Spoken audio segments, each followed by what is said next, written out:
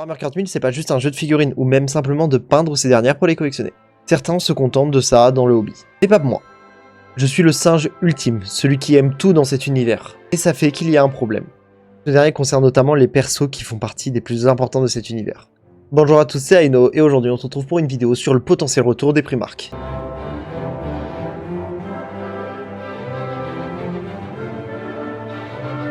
Avant de commencer, je tiens à dire que j'ai fait une vidéo sur le lore de Warhammer 40 000 et sur les Primarques. Ces deux vidéos sont assez importantes si vous voulez comprendre la suite en tant que novice dans cet univers. Pour ceux qui sont déjà érudits, on continue tous ensemble. Les vidéos sont évidemment en description de celle-ci. Il faut savoir qu'à l'heure actuelle, nous avons 2 Primarques loyalistes et 4 Primarques du chaos, qui ont fait leur grand retour dans cet univers. Mais comme les deux sont liés, évidemment, ils sont aussi retour dans le jeu de plateau. En tant que fervent joueur Space Marine, donc loyaliste, oui, il y a des tyrannides dans le fond, mais ça compte pas. Je ne peux pas vous cacher mon seum intersidéral. Ok, faisons un résumé plus clair de la situation. Comme vous le savez certainement, il y a 4 dieux principaux du chaos.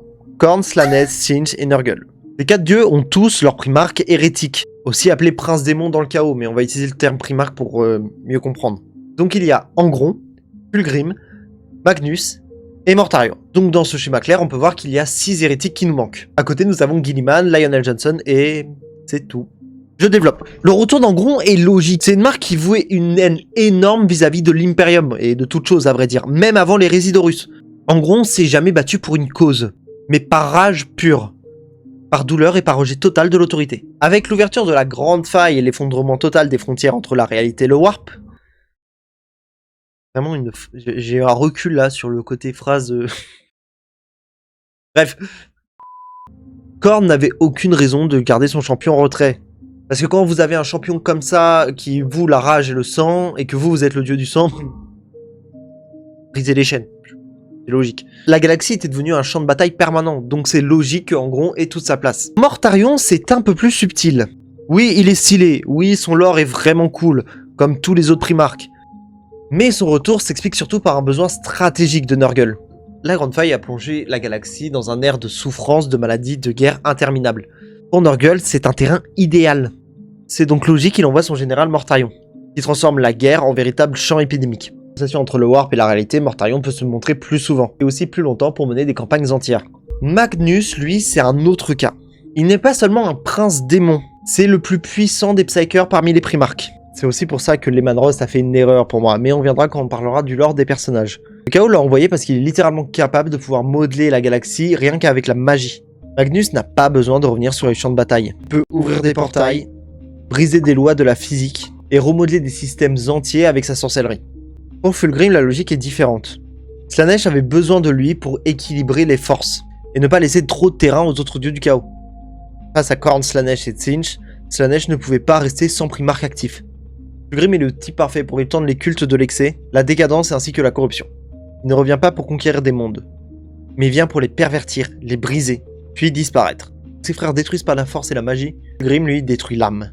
Maintenant qu'on a tout ça, les auto-loyalistes, ils sont où? Dans le sens où dans le lore, on a des Primarques qui se détestent foncièrement. Jaghatai Khan aurait pu revenir après Mortarion.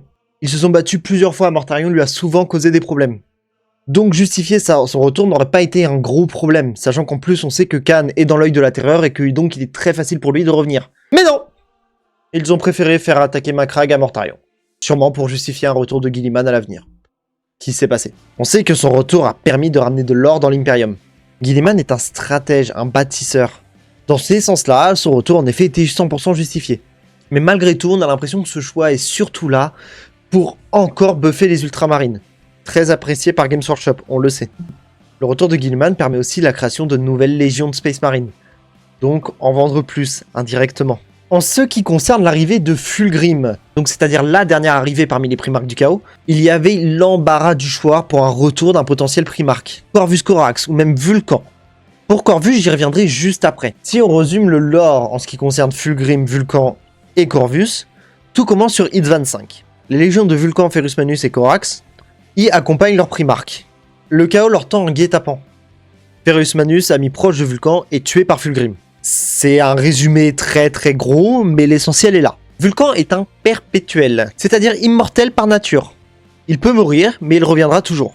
Dans le lore, les Salamanders doivent réunir 9 reliques, et ils en sont à 7. Tout est déjà écrit.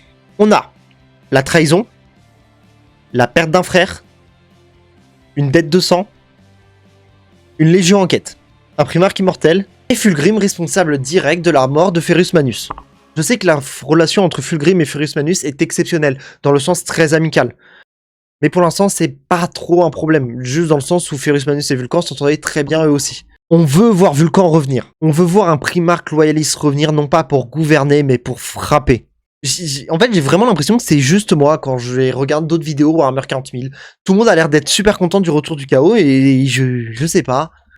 Les primarques du chaos sont très stylés. J'adore Fulgrim, j'adore Mortarion, j'adore Angron, vraiment, même leurs légions sont exceptionnelles. Vous noterez que j'ai pas du tout parlé des Thousand Sons. Pour Corvus, c'est encore en chose. On sait qu'il est parti dans le Warp avec un objectif très clair. Fracasser la grosse gueule de Lorgar, qu'il considère, à juste titre, comme l'un des principaux responsables de l'hérésie. Et honnêtement, sur ce point-là, il n'a pas tout à fait tort. Lorgar, on me déteste. Mais ce qui rend Corax encore plus intéressant, c'est son voyage à travers le Warp. Lors de ce chemin, Corvus se transforme. Il n'est plus tout à fait un primarque classique, il devient une entité sombre. Une sorte de démon corbeau, mais loyaliste. Vous voyez ce démon corbeau loyaliste? Vous le voyez? Un primarque loyaliste qui utilise le Warp comme une arme, non pas pour le chaos, mais pour la vengeance. Et là, franchement, Games Workshop, ça serait beaucoup plus intéressant de faire revenir Corvus quand il va le suivre Lorgar. Parce qu'on sait que Lorgar va revenir, on sait que tous les primarques du chaos vont revenir. Je vais en parler juste à la fin, mais là, je sens la douille pour cette année. Si Games Workshop sort Corvus Corax, ça nous ferait un primarque ailé, loyaliste. Parce que là, pour l'instant, tous les primarques du chaos volent. Côté loyaliste, rien. Une édition de campagne qui oppose Warbearers et Ravenguard. Mais vous avez l'image. Ombre contre le fanatisme, vengeance contre une foi corrompue. Tout est déjà là, le conflit personnel, le décor est prêt. Primarque est littéralement dans le Warp où il y a une frontière ouverte, une frontière les potes. Pour le reste des primarques loyalistes, j'avoue que j'ai pas beaucoup plus d'idées. Jusqu'à récemment. Parlons du jeu de figurines Horus Hérésie. C'est Warhammer 40 000 mais 30 000 ans pendant l'hérésie d'Horus. Voilà. Pas plus compliqué que ça hein, les gars. Le pack de démarrage de cette nouvelle saison est Iron Warriors contre Salamanders. Et côté de Warhammer 40 000, cette année, les Iron Warriors se mettent très clairement en avant. À l'heure où j'écris cette vidéo, on est le 29 janvier, et à l'heure où je l'enregistre, on est le 4 février. Donc si Games Workshop sort une dinguerie, c'est pas de ma faute, les gars. J'interviens en vif pour préciser quelque chose. Lors du montage, je me suis rendu compte d'une grosse erreur de ma part. Pour faire simple, je parlais des éditions de Warhammer. Je disais qu'une année sur deux, enfin une édition sur deux, ça alternait. Dans mon erreur et dans ma correction et pour le montage, je me suis souvenu qu'en fait je m'étais trompé. C'est 2 par 2. V7 c'est Dark Angels contre Space Marine du Chaos. V8 Death Guard contre Ultramarine. V9 Necron contre Ultramarine. Et là V10 Tyrannide contre Ultramarine. On en a marre de vous voir. Je vous aime beaucoup hein, mais je joue Ultramarine. Mais au bout d'un moment les gars stop. Parce que oui, même en tant que joueur Ultramarine, je le dis, ça me casse les couilles de les voir partout. Surtout que dans Warhammer, on a énormément de légions de la première génération. Je parle de loyalistes hein. Et dans les 4 derniers packs de démarrage, on n'en a eu qu'une seule, c'était les Dark Angels. Dark Angels d'ailleurs qui ont été suivis quelques années après par le retour de Lionel Johnson. Donc j'espère franchement qu'on aura le droit à autre chose, soit les Salamanders, soit les Imperial Fist. Et là, narrativement, les Imperial Fist, ça devient intéressant. L'art du siège contre l'art de la défense. Perturabo contre Galdorn. 2 frères qui se détestent profondément. Perturabo est jaloux. C'est plus Perturabo qui méprise Galdorn, je dois vous l'avouer. Dorn est littéralement le mur que Perturabo n'a jamais réussi à faire tomber. En plus, dans Fulgrim, le livre qui parle de Fulgrim, les Imperial Fist ont déjà été mis en avant avec une vision de leur primarque. Games Workshop ont annoncé le retour d'un primarque en 2026. Alors là, mais désolé, c'est le moment les gars, c'est le moment. Vous aimez le pognon, ouvrez les valves. Pardon. On va ensuite parler d'un gros bébé, Leman Russ. Pour moi, son retour faudra attendre longtemps, mais genre vraiment longtemps. Leman Russ, c'est pas un primarque que tu ramènes pour faire joli, il annonce le Ragnarok. Le moment où tout part en couille. Et franchement, si tous les autres demi-dieux ne sont pas là à ce moment, je ne vois pas l'intérêt. Rien. Vide. Que dalle. Nada. J'arrête. Oui, je sais, le retour du loup, ça ferait bander tout le monde. Mais... ta gueule, vous avez déjà un maître de chapitre ultra stylé, des chapelains qui vous sont réservés, vous avez déjà une présence énorme dans le lore, ça suffit quoi. J'ai envie qu'on kiffe tous. Russ est trop symbolique. Oh. Gilliman réforme, Lion résistance, Vulcan Corvus vengeance, Russ fin du monde. Le seul scénario où je vois Russ revenir très vite, ce serait avec plusieurs primarques. Un événement massif, un vrai tournant dans le lore. Pas un simple codex. Russ c'est pas une sortie, c'est un point de non-retour.